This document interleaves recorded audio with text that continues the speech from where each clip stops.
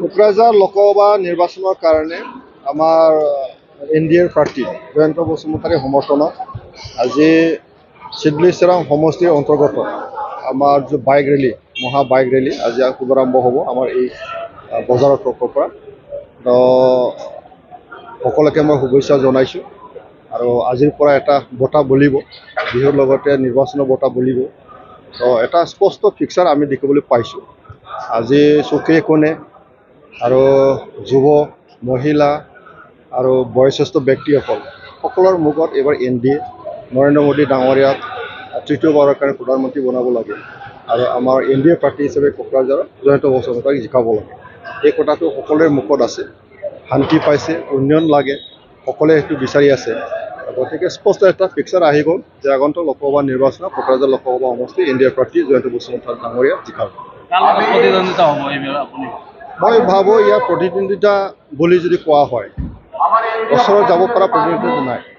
কিন্তু যিহেতু গণতান্ত্ৰিক দেশ, নিৰ্বাচনত 4-5টা এনেকৈ কেণ্ডিডেট থাকিব, সকলোৱে অলপ অলপ পাব।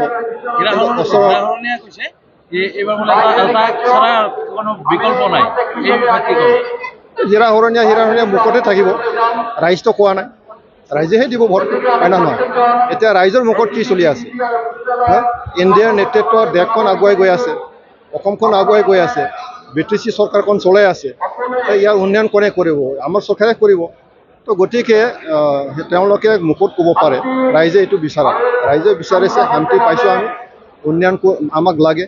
আমাৰ BTC অঞ্চলত প্ৰমোদ বড়ো ডাঙৰীয়াৰ নেতৃত্বত যি ধৰণে এতিয়া গতি লৈছে উন্নয়ন আৰু শান্তি, এই কথাখিনি ৰাইজে বুজি পায়। হিৰাহৰণীয়া ডাঙৰীয়াক ৰাইজে 10 বছৰ মৰম কৰিলে।